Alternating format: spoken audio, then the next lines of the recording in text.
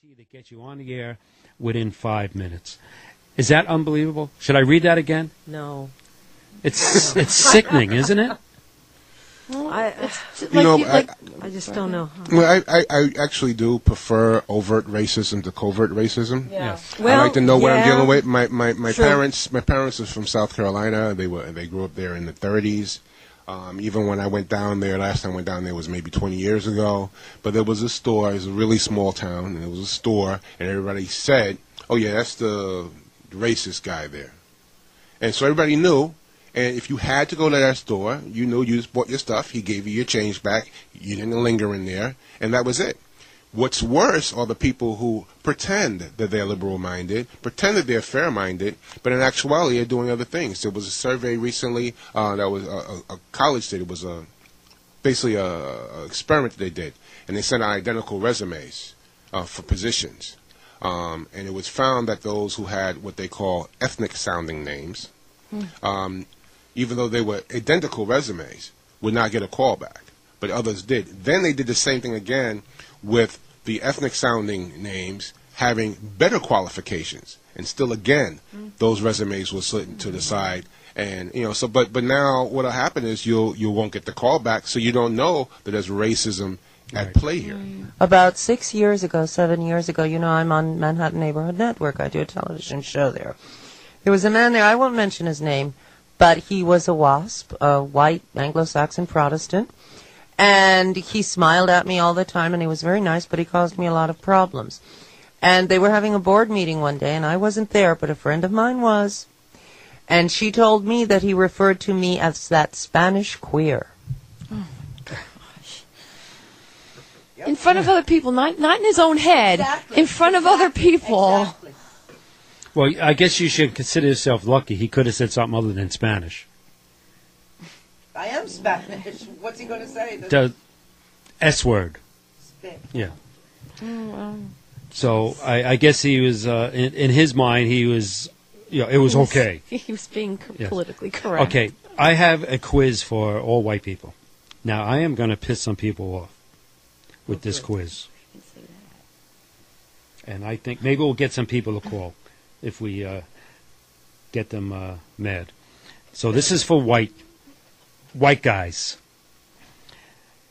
You're sitting in your car late at night, and 3 white guys come walking by your car, and you don't think anything of it. You're sitting there listening to your radio.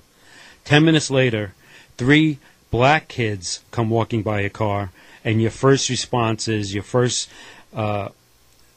thing that pops into your mind is to lock your car. How many have you done? How many of you have done that?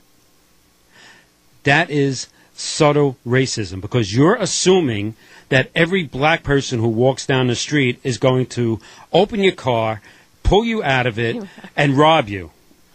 Okay? Now, And then look in your license and go get your white women. yes. Get your daughters. That is subtle racism. That's what subtle racism is. Even if you didn't know that you're being a racist doing it. Maybe you just... The thing is, if you're worried that someone's going to rob you, anyone walking down the street, you should lock your door. Okay, here's another one. How many people have said that Will Smith is their favorite African-American actor? Denzel's my guy, but okay. That is subtle racism, because you should just say Will Smith is your favorite actor. What does it matter if he's African-American? What does it matter if Rihanna is your favorite woman of color singer? Okay? She should just be your favorite singer. That's subtle racism. And we're all guilty of it. Growing up, hopefully a lot of us have outgrown subtle racism, or sometimes, you do something and then you feel bad about it afterwards. But it's also sexism. Who's your favorite woman writer? Who's your favorite woman politician? Exactly. It could be done with anything. I don't actually agree with you, because, again, I think that you should be able to describe someone. The problem is that the description is considered a put down. Like, you should be able to call someone red, black, yellow, male, female, but it shouldn't be like being a woman shouldn't be a derogatory. It shouldn't be mean that you're lesser. You know, that's the problem is that. Yeah, but again, once you label somebody, then. Right, then only because. Like, you could call them a white person, and that, like, means they're better or something. No, you know, I think it depends on the context. I'll give you an example. In Brazil, where there's, basically a multicultural nation, it's nothing for them to say, oh, yes, go speak to the brown man over there. You know, because it's not a derogatory term. Well, they consider themselves all Brazilian. So you're just giving a description. But when... I'll give you an example. I worked for a collection agency once, and I used to help people get Medicaid to pay their hospital bills. And they sent us out to do these interviews. And I was doing this application with this woman in Howard Beach. And, first she was stunned to see me there, but I had already called and spoken to her. Was it John Gotti's house? Close. And then, she spent most of the interview explaining to me how she wasn't a racist, which immediately told me that she was. Fingering her baseball bat. Right. So then, after I left, she called my office and said, that was a very nice young black man that you sent by. So, very, very not knowing that the woman that she spoke to was black also, and to which she replied, oh yes, we have several of them. I had another incident. We let them out now and then. I had another incident happen to me. I used to manage a security company in Park Avenue, and occasionally I used to go out and inspect my sites. And I had a site up on the West End Avenue, Upper West Side. And I'm in a suit and tie and carrying my portfolio, and I'm relatively clean cut. And I was walking up the block, and there was an elderly woman coming toward me. She was a white woman. And she looked up all of a sudden, and this look of terror came over her face. Oh, dear. I mean, it was such a look of terror that I turned around to see if somebody was coming behind me with a knife. Then I realized that it was me. Oh, my God. I didn't look like a thug. I'm wearing a suit and tie. I'm very clean cut. I'm carrying a portfolio. And it got to the point where she was so frightened that she pretended that she was with someone across the street. And she crossed the street? No, she stayed on that side. She was like, wait for me. I'll be right there. Wait for me. At which point I just went up to her. I don't see anybody over there. But it shows I was just walking on the street. I was paying her no mind. But just the sight of this black man coming toward her was enough to set her off that way. Well, that was going to be my next example, what you said, Rachel. Have you ever said, what a well-spoken black guy that was? Yeah. Because it's such a shock. Because it's such a shock. We all speak like this. Yeah. And that's what sort of racism is. And it's... That I agree. Okay. So you agree with that one? I would like to say something. I sued my landlord. I live in a rent-stabilized apartment. And I called my assembly member to help me with the case. And one of the people who worked for, Miliana, was very sweet, and quite politically correct. I said, well, I'm afraid that this was the first time I sued. I've done it 3 times. I'm afraid that because I'm transgender, there's going to be a problem. And she said, oh, no, don't worry. You're very well-spoken and well-dressed. And it was like, Yeah. Yep. That's racism against LGBT. We have a call. What's the name? Right. That can't be right. Rick? Rick. How you doing, Rick? I'm good, thank you. Good. Thank you for answering my call. I just want to speak on the topics that you guys are discussing. Sure. One thing is, yes, it is subtle racism, but I think that fear is a very powerful emotion. And let me give you an example. I am a law enforcement officer. Two situations occurred. One, a friend of mine who is a police officer, we were in the movie theater, and a white couple sat next to us, and she turned her wedding ring on the inside. So you wouldn't see that is an expensive ring? Mm-hmm. Yeah. Yes. And here it is. We both law enforcement officers. Yes. And we both saw this, and, my friend said if something was to happen, I really wouldn't even bother to help him. and to really speak, recently, I went to visit a friend, and I parked the car, and I was walking behind a lady. She lived in the same development as my friend, and I'm walking behind her, And she was kind of frightened when she saw me walking behind her. And I had to tell her, I spoke to her, I said, Miss, you're okay. You're okay. And as she seen where I was going, she kind of calmed down and she smiled. But the fear, people are so full of fear that as soon as they see someone of color, they automatically think that there is something negative going to happen. And it's a shame because and it still is. You said it's driven by fear, but you know what? A white person sitting next to them in the movie can steal her ring just as easily as a person of color. Absolutely. And that's where the racism comes in, because if a guy and a blonde guy and a blonde girl sat next to her, she would never would even cross her mind to do that. Flash the ring to show her money. Yes. Absolutely. And that's what subtle racism is. Michael. And you have to excuse people, because you don't have to excuse them, but I'm just saying people don't even realize that they're doing it. But Michael, you're a Caucasian, but you have long hair and look like a rock singer. Doesn't that get you into trouble, even though you're Caucasian? I see people, I'm walking towards someone like at Disney. Laura and I went to Disney for Christmas last year, and it's very crowded at Christmas time, and people see me coming towards them, and they grab their kids close to them. Like, I'm going to snatch their kid.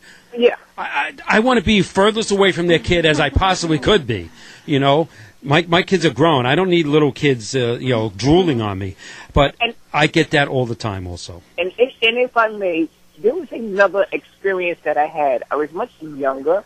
I was walking past a elementary school, and it was around lunchtime. And as teachers sometimes double park.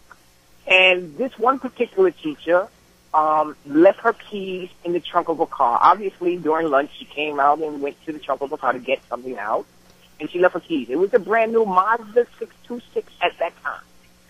So I took the key out, went into the school, saw the public safety officer who was at the door, and I said, someone who works here left their key in their car. The license plate number is this, that, and the fourth. So he checked. He called the teacher downstairs.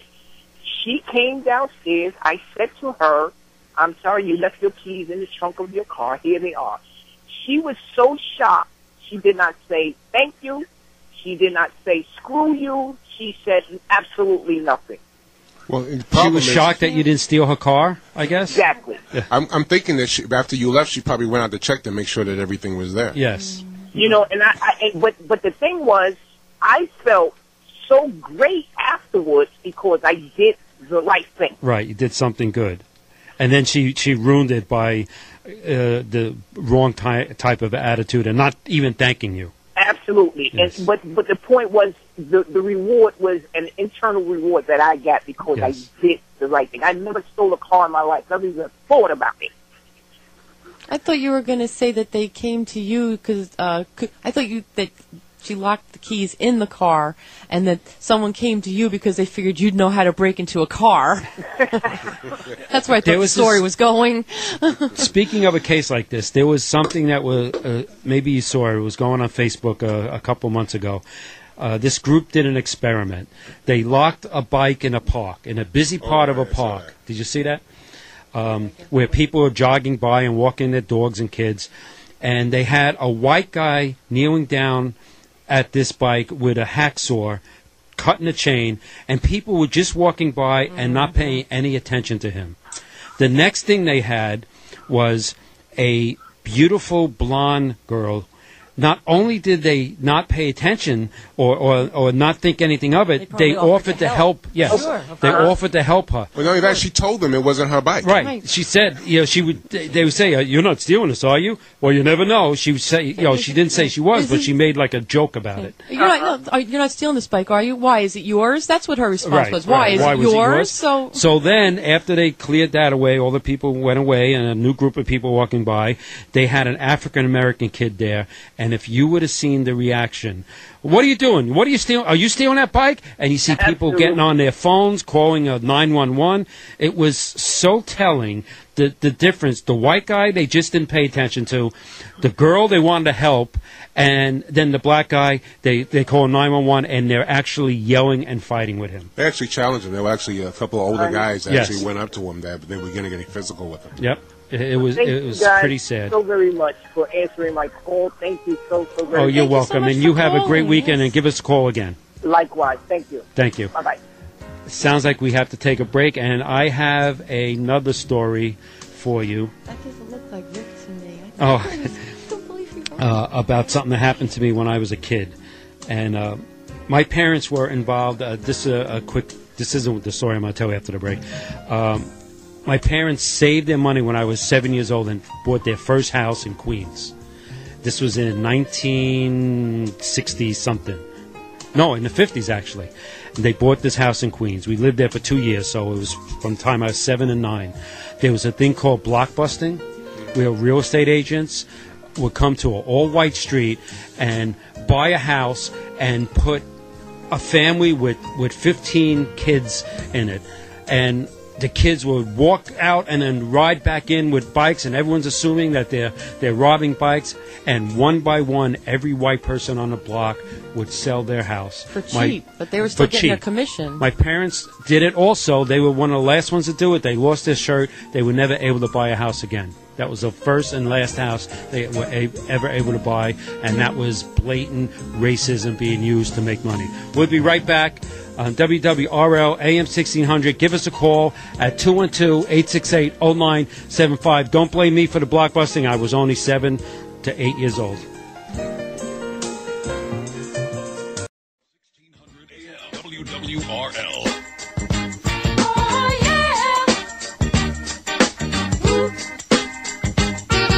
The big stuff. Who do you think you are, Mr. Big Stuff? You're never gonna get my love. Okay, everyone's singing the big stuff. Who do you think you are? I would just like to mention, by the way, we talk about racism. I am a white guy who grew up in the 50s and 60s, and I have a story about after that blockbusting incident in Hollis, Queens, and my parents moved to Long Island, and from that point on could only rent because they lost their shirt in having to move out of Queens. Not having to, they didn't have to, but they did. And my parents never said a racist thing in their lives. But, you know, they grew up. My father was born in 1905, my mother in the 20s. In 1920. And you know, from their era, you know, they saw what was going on in this neighborhood. They felt they had to move. Fine, we moved to Long Island. 2 minutes left for Arthur. Okay, yeah, we have Arthur on the phone, but let me just tell the story first. It's quick.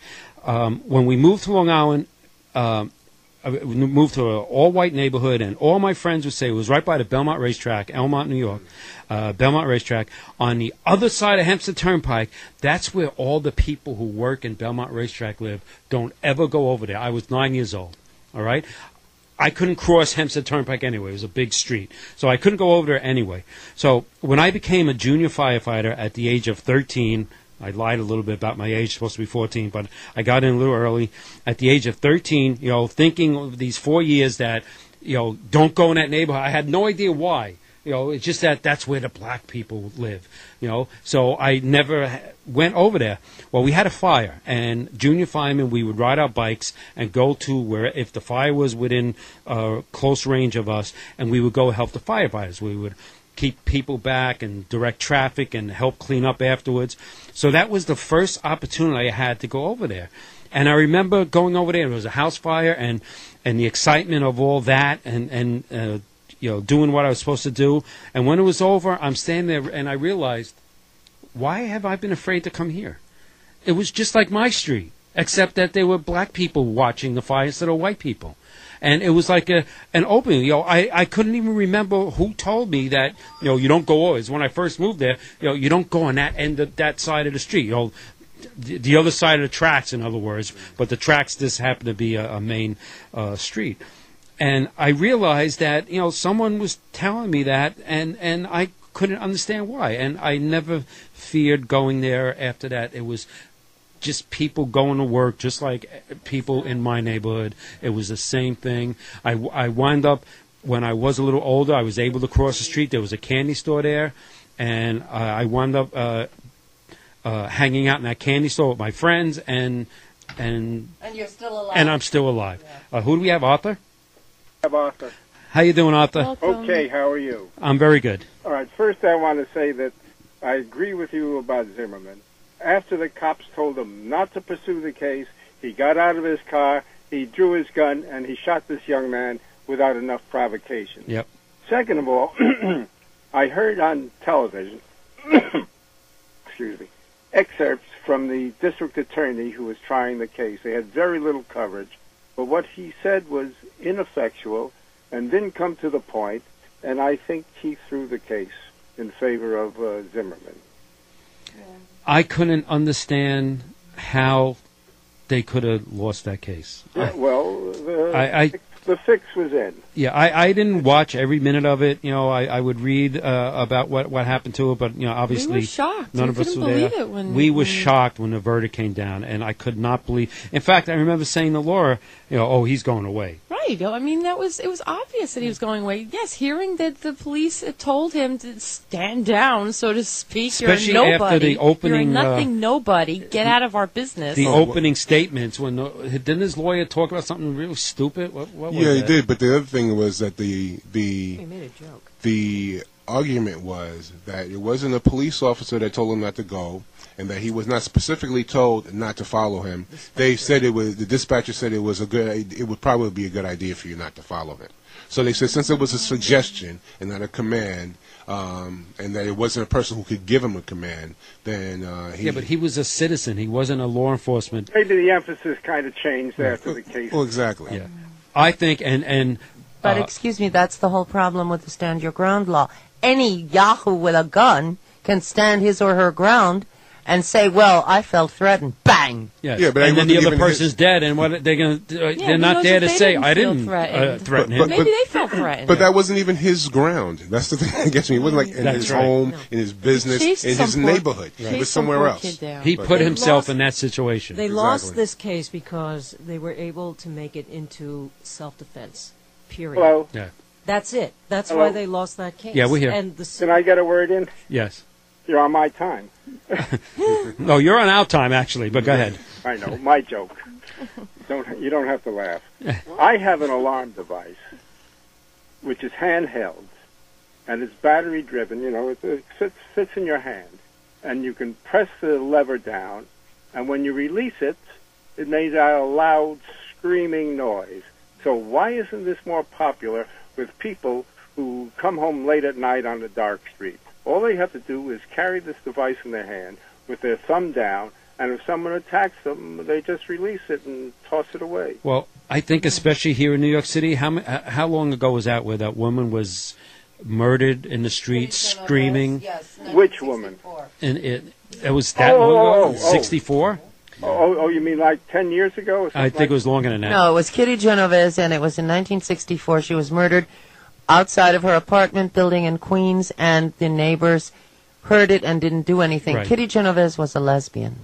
But you know, the other thing is though, Excuse me, maybe they didn't know it was her, and maybe there's a lot of, sometimes it's... No, They were glad it was her. They Well, liked her. I don't know about that, but no one lifted a finger. They saw it happening. They closed their blinds. I remember the case. They Yeah. closed their blinds and they didn't pay attention. I don't know. I didn't know she was a lesbian or what happened. All I know is that no one called the police, and this poor woman was killed right there on the street. So in New York City, maybe people figure they're not going to carry an alarm because no one's going to call the police anyway. well, you know, to Well, be they don't have honest, to call the police. I mean, if there's a screaming alarm, the guy who's going to attack you is going to run. but as a former police officer, let me. Marijuana. That's what most of they're not violent crimes, Oh. but they're people are being arrested in droves for smoking marijuana, and you're going to see those numbers drop as soon as the rest of the country follows suit and make marijuana decriminalize it. Well, the other thing, or smokes more pot. well, the other thing you'll see also is that people will focus more on black perpetrators Well, than they do on white. I'll give an example. I worked security at Macy's. I was years just ago. going to say that. And Macy's and Barney's. they have special codes for different races. And we actually had, when I worked there, it was before I was a police officer, they actually pulled in one of our security officers because all the people that he arrested were white. And they said to him, what's the matter? You don't see any other color people there? And this is the problem. I personally know when I was a police officer, there was a person who became a police officer. He happened to be white. He had been arrested several times for felonies, but he pleaded them down to misdemeanors, and he was still able to become a police officer. Whereas there were black candidates who had outstanding parking tickets, but they weren't allowed to become police officers until they paid their tickets. Now, in certain neighborhoods, if you're black or Latino, you stand out. So naturally, people are going to watch you more. But in certain other neighborhoods, most people who commit these crimes commit crimes in their own neighborhoods. They know the neighborhoods. They know who's not home. It's tough to think of anybody buying a $300 belt of any color. Well, yeah, Right. How about exactly. a $2,500 handbag? But these people had the money, but they were people of color Yeah. with a very casual style. Yeah. If Diane Carroll had walked in there, she can have the store. But if it's someone who is street but has money, look out. you Well, know. Oprah had problems, and everybody knows In she's a France and multimillionaire. Hermé, yeah. So, you know. Hey, listen, with a guy who says that Will Smith was his favorite black actor, maybe he's got a favorite white actor. Or maybe Bill Smith is not his favorite actor. But in the black community, he's his favorite actor. And maybe he's got a white actor in the See, white the community. thing is, it shouldn't be black or white. It should just be actor. Oh, it is. It is black. He is black. He's a black actor. No, but he's an actor. That's right. He's an actor. But So he you, should just be your favorite actor. Yeah, all right. But you wouldn't see him, playing lead against a pretty white girl. Of course you would. You might see have- that all the time now. And that's It's great. Getting there, but I use it as an example, and the same person who would say that Will Smith is his favorite African American actor would never say that Mel Gibson is his favorite Caucasian actor. He would just say he's my favorite actor. Michael, you And are my that's my very point. favorite Italian-American talk show host. Thank I you. hope I'm your favorite Spanish-American listener. Yes. And Arthur, thanks for calling. Have a great weekend. I hope you never have to use your alarm. thank you for your patience. You're welcome. So, are you ever followed in a store? You walk in Oh, a yes. store? I had an That's what interesting- made me do this show, by the way. 2 weeks ago, before we went away, it was when the Bonnie's thing happened, Okay. and I said, I have to do a show on racism. And then I've been away for 2 weeks, but I've worked in those stores. They follow a lot of people. It's not only people of color. It's like, I don't like her coat. She looks like a crook, you know. But, interestingly, like I said, I worked security at Macy's before I became a police officer, and one time I actually went out and came back into the store to shop, and I got followed around by Macy's Someone security. didn't know you. And I said, look, you just relieved me, idiot. But I had a situation where when I was a police officer, I went into a little Korean shop, and I was in there doing my shopping, and I noticed that there was a person paralleling me as I walked back and forth. And, every time I moved forward, that person would move forward. I would have fun with that. Yeah, so I did that. And then at some point I just whipped around real quick, and I was walking behind him. And he was looking around for me. And then I pulled out my shield and says, why are you following me around? He said, oh, I wasn't following you. I said, well, then who were you looking for just now? And then he got quiet. And I've had that happen a few times where, I see they're following. And like I said, I worked security before I became a police officer. My dad worked security for decades, so I knew what to look for and how, so I knew when I was being followed. So, it happens no matter how I'm dressed. The last caller said You something mean if about, you're dressed nice and you're articulate? yes, if I'm It's- articulate, that's still- yeah. a clean-cut looking young black man, Yes. yes. Well spoken. Yes, Yeah, well-spoken, well-spoken. right. Yeah, I mean, it happens no matter what I am doing, or no matter where I am. It's happened to me. I've been pulled over by the police for no reason. I'm saying the car I was driving at the time was a four-door sedan. It was a family car. I got pulled over for no reason. And when I kept asking the officer, well, what am I getting pulled over for? He said, just give me your license and registration. I tell you, I said, okay, I understand that. I have my license and registration here. I'm reaching out for it, and I pull out my shield. He said, okay, see you later. I said, but wait a minute, what did you pull me over for? I said, don't worry about it. Don't worry about it. I said, wait. What did you? And he hopped in the car and just drove off. Was he a white man? Yes. Well, yes, he was. Shocking. Did you ever see the movie In the Heat of the Night? Oh, sure. Yes. Rod Stagger and that is a perfect racism. Northern, southern. The Sidney Poitier was from Chicago, I believe, or Philadelphia. Philadelphia. Right. And this took place in Alabama or Mississippi. Yeah, or Mississippi. something. Yeah. And Yeah, but it works the other way because Sidney Poitier was in something about the lilies, whatever. Lilies of the field. Right, and basically he was a capon there. Like, the nice white nuns weren't at all afraid of his manhood because he was black. You know what I mean? Mm-hmm. well, there's just this 2013. I can't even get the words out. This is 2013. We shouldn't be talking about racism. And the reason we're talking about racism is because we have a black man as a president. And the country... Drove the racists out of their minds. Yes. They were always there, but now they feel They like... felt provoked. Now they feel provoked. Yes, they feel like they're losing their grip on white America. There's a... Okay? Exactly. It's all fear-based. There's a white nationalist website, and I'm not going to mention the name of it because I don't want to give them any publicity. Right. But I go on there occasionally just to see how these people are thinking. And, you would not be surprised how often they say because of the election of Barack Obama that the country is going to hell. Every time they talk about the immigration reform, how it stirs up their anger, not realizing that the only people that didn't come here from someplace else were the indigenous people, the native people. Yeah. Whom they killed Right. to get their land. We had this discussion at one time at my job. There were two people in the cafeteria speaking. One was Irish, one was Italian, and they were talking about how we had to stop immigration and how they were taking all of the jobs. And I said, well, first of all, what jobs are they taking that you would want to do?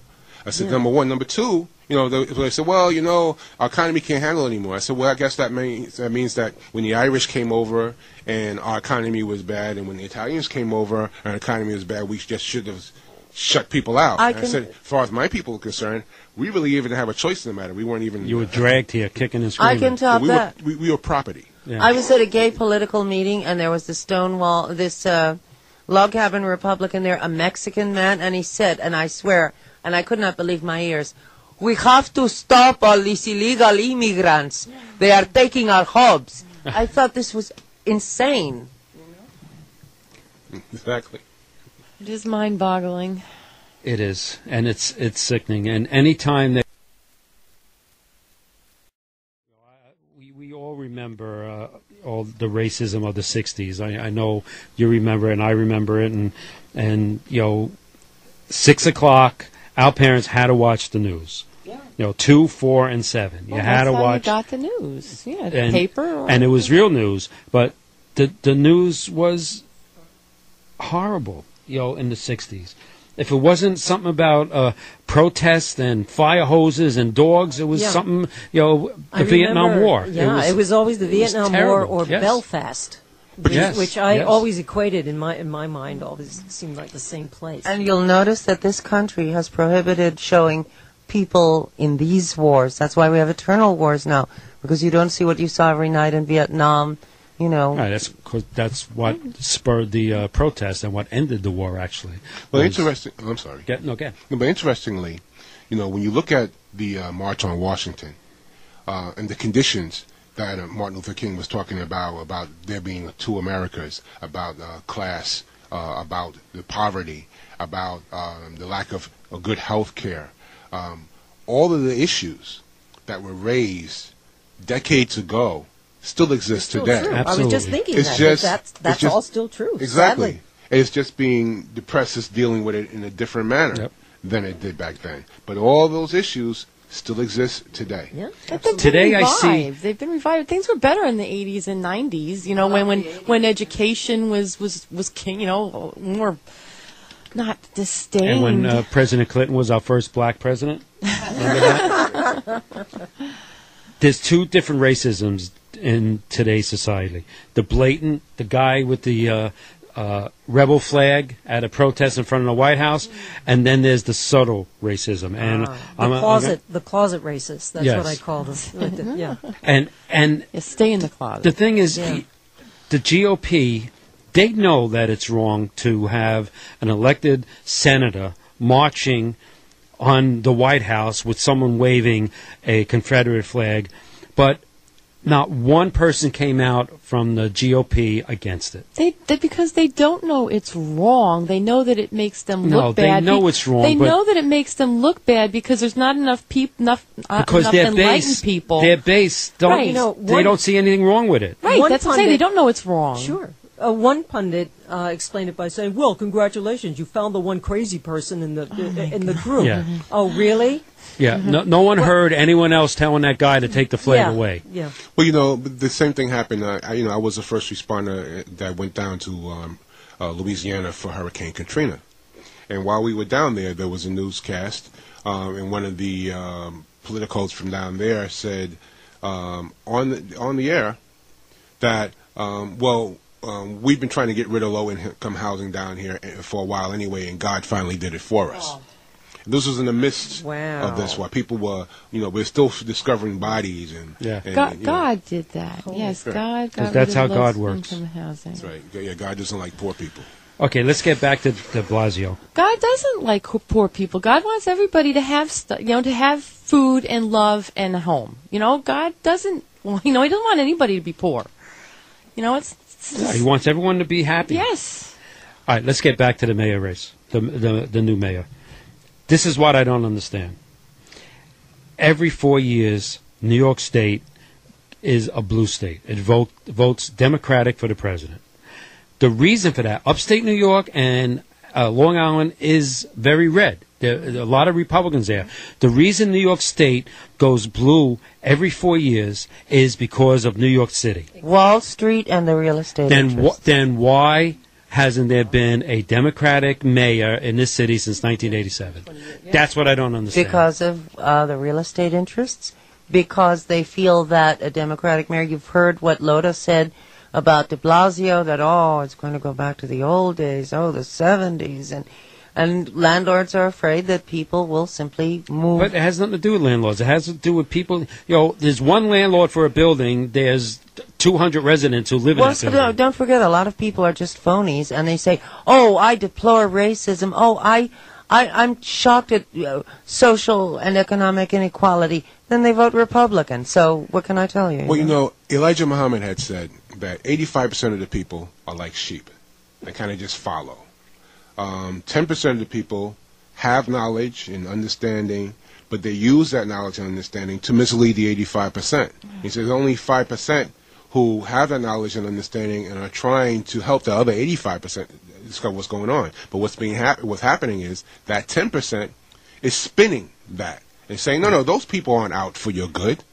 And we They're get back out to the for news themselves. media there. Exactly, and this is what's happening. Most people, they kind of go about their daily lives. They're unconcerned about what happens in the world. They don't understand how things that happen across the globe affect what happens here. And also, there are a lot of closet Republicans pretending to be Democrats.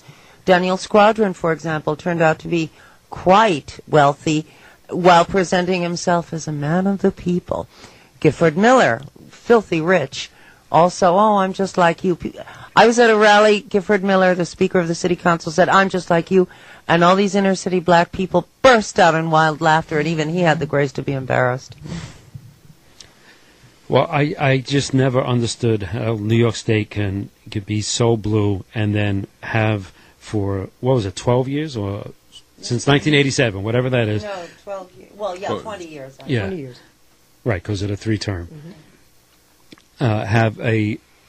Well, actually, no one even knows what Bloomberg was. He was a Democrat, then he was a Republican, now he's independent. He's anything he feels like. And that he wants day. to be a woman. Well, but part of that also has to do with the racial component too. They keep saying that David Dinkins was the worst mayor that we had that we've ever had. They keep saying that oh, well, remember the riots, remember the subways, remember all of these things, and so we don't want to go back to that. Yeah. And Well, so- that's all racist talk, also Exactly. underground racist talk. Okay, we have to take a break, and we will all be right back for WWRL AM 1600. 1600. Medicare Plan A. Okay, welcome back to WWRL. My voice is going. See, we don't do this for 2 weeks, and I can't handle the second hour. My name is Michael A., and my beautiful, talented wife and co-host, Laura A. And we are here every single Friday night from 8 to 10 p.m., and this show is called Happy Hour. And in fact, we're starting Happy Hour 2 right now. So you get 2 happy hours for the price of 1. So we are talking about racism in this country, blatant racism, subtle racism, and there were some stories in the news this week that I pulled off my internet machine that you wouldn't think that this was 2013. I didn't think that this could be. This is like crazy talk. What do you got? How could you even be comfortable saying something like this? Go ahead.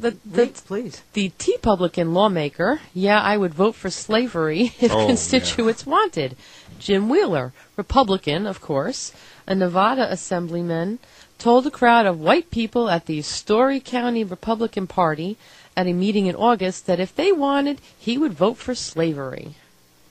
I don't understand. Well, his First argument. of all, don't these people realize that this is going to get out? Exactly. You know? Yeah, but his Exactly. argument was, well, he was trying to show how he follows the needs of his constituency and not his own personal opinion. Oh, it was taken So- out of context. So That's what it was. if they wanted slavery, then he would just be honor bound to vote for it because he has to represent them. And that's the example he Wow. came up with. Yes. Yes. And that's He's an telling idiot. right there. Completely. That's his example in Nevada, which there is 2 different parts of Nevada. There's Las Vegas, where there's lots of visitors and lots of people from all over the country, Many all over the cultures, world. yeah. And then there's the cowboy part of Nevada, and that's the backward part, unfortunately. Harry Reid is from Nevada, isn't he? Really? I don't know. Yes, he's the governor. He's the senator from Nevada. Oh. So there is some open-minded people there that would vote a Democratic senator, but it's the outskirts, not really in Las Vegas. And Ted Cruz had some great stuff to say this week, also, like the stand your ground law. It actually helps African Americans. The stand your ground law. Helps them get shot. Absolutely. Because How does it? just picture this. There's an African American with a gun. And he has an argument with a white guy who doesn't have a gun. The African American shoots the white guy and kills him. Are they going to use the stand your ground law? Or are they just going to say that this black guy killed a white guy? Because that's how I see it. No one's going to believe that this white guy was going to attack this African American with a gun. So you must have just shot him. You must have been wanting to rob him or something. But turn it around the other way around, like George Zinnemann. The white guy has the gun, and the black kid buying Skittles, shoot him, and they didn't even arrest him that night. They didn't arrest him until Al Sharpton went down there and Brought attention to it nationally. So I don't see how anyone can say that law helps African Americans. Well, you know what?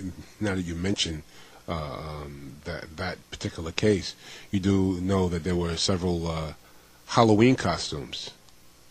Yeah. There George was one. Zinnemann Halloween costume? Yes, there was one where it was Trayvon Martin. Trayvon Martin. There was one where it was I was going to call him a gentleman, but he was an idiot. He in blackface, with a hoodie on, with a red spot on his chest. With a God. target. With a target. And another person with a T-shirt that said Neighborhood Watch, because that's what you know Zimmerman was Right. for, pointing a toy gun at him. And people in the background chuckling while this is taking place. This wasn't in New York, was it? No. No. It's probably in Florida. No, it was a more metropolitan area. Yes. I did not see that. Yes. That's Oh, no. sick. How do you think Trayvon's parents, what they thought about that? There was another party where it's supposed to have been the African safari thing, where there were people in blackface and a person in a Ku Klux Klan outfit.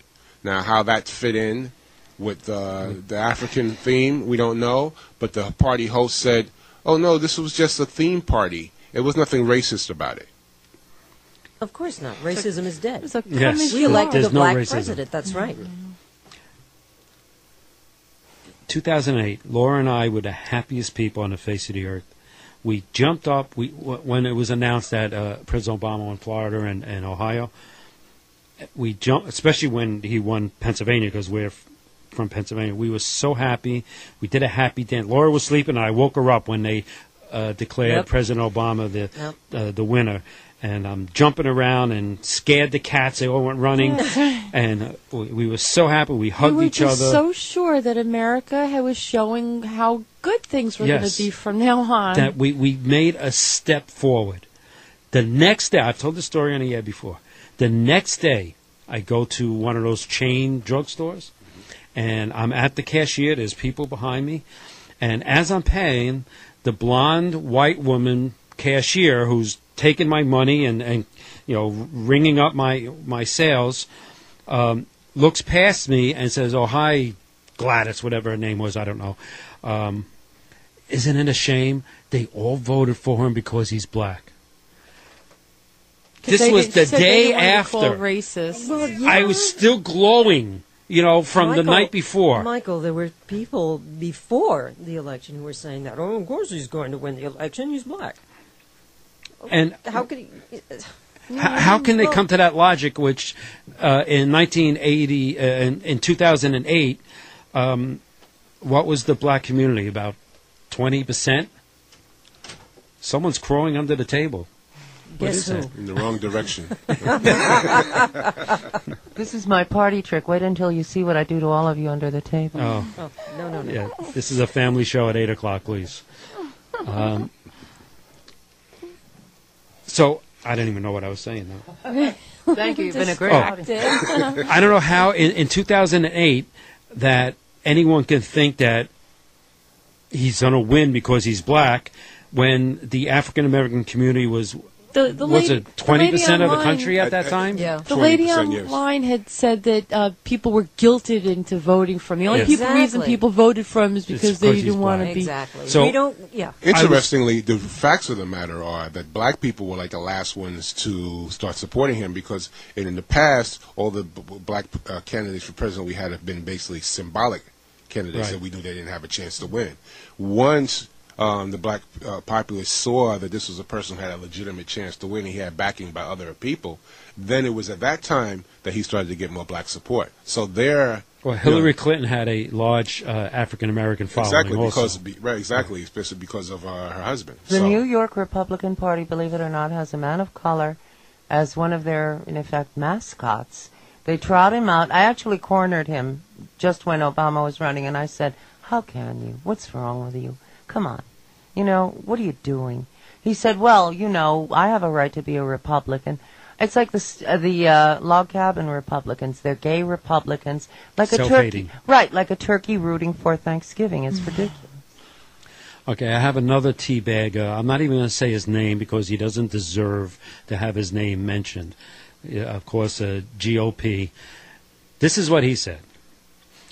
In the good old days, a black person's place was in the field or in the back of a bus.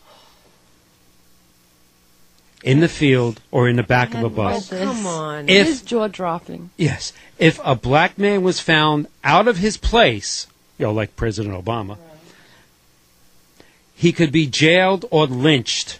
Today, in our day, a black person's place is in the ghetto.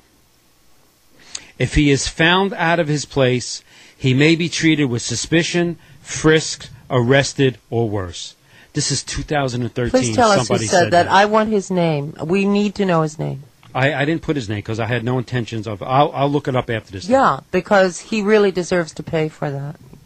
Can you imagine somebody coming out with this in public? Comfortable saying stuff comfortable. like this. So you know what they say when they're just talking to their good old boys, with cigars in their mouth playing poker. You can imagine what the conversation is there.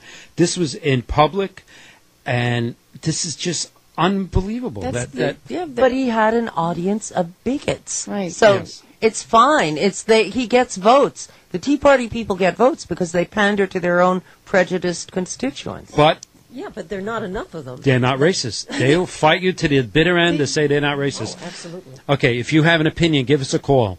We would like you to give us a call at 212-868-0975. If you're driving, please pull over. Don't have an accident punching our phone number into your phone. Pull over safely, but you want our number in your phone so you can just pick it up and give us a call at any time, and that's 212-868-0975. And join the conversation. We guarantee to get you on the air within 5 minutes. Is that unbelievable? Should I read that again? No. It's sickening, isn't it? I just don't know. Well, I actually do prefer overt racism to covert racism. Yeah. Yes. I like to know what I'm yeah. dealing with. My Sure. parents are from South Carolina. They grew up there in the 30s. Even when I went down there, last time I went down there was maybe 20 years ago.